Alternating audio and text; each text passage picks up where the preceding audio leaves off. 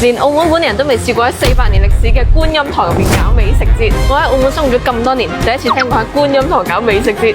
作為澳門本地人，一定要現場感受一下。牙刷第一個出場係澳門選手濠江春，佢哋帶嚟嘅作品係三色年羹，呢啲係滷水、甜酸、咖喱3種口味，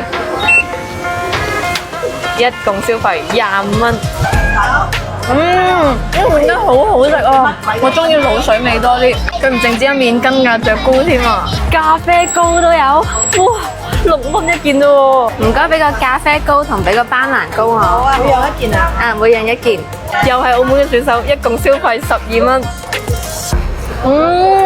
佢完全唔怕粉喎，煙煙韌韌嘅感覺，又唔怕太甜。澳門選手 OK， 哇！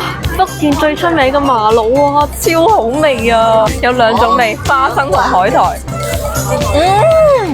好鬆軟，好好味，同埋花生味超香。我摸住良心話你知啦，真係好好食噶。福建嘅選手 OK， 你睇下16蚊咁大咯，福建人果然唔錯。大家認住呢個攤位係普濟禪院自己嘅攤位，呢個係觀音堂自己嘅廚房整出嚟噶。澳門市園啊，我早幾排食過佢呢間噶。呢個辣椒醬佢哋自己整噶，咁大罐先58蚊咋。呢間勁咯，佢係喺觀音堂入邊棵百年老樹度摘落嚟嘅果實整成嘅手串啊。嗱，就係嗰棵啦，見唔見到啊？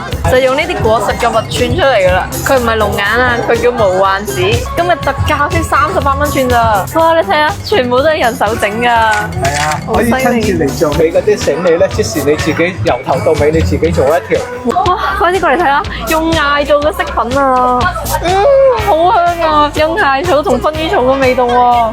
全部都68蚊咋，唔得，我一定要買，你千祈唔好拉住我。一共買咗2塊牌，130蚊。現場仲有好多唔同嘅文創產品攤位，你睇下澳門媽祖啊，掛車度啊，幾得意！呢個活動好快結束啦，從10月3號到10月7號，只有5日時間，每日11點到夜晚9點，位置就喺普濟禪院觀音堂，就喺10月6號到7號下午3點到7點，可以喺呢一度猜燈謎。呢個係一個超大型嘅廟宇美食節，對素食有興趣嘅朋友千祈唔好錯過啦！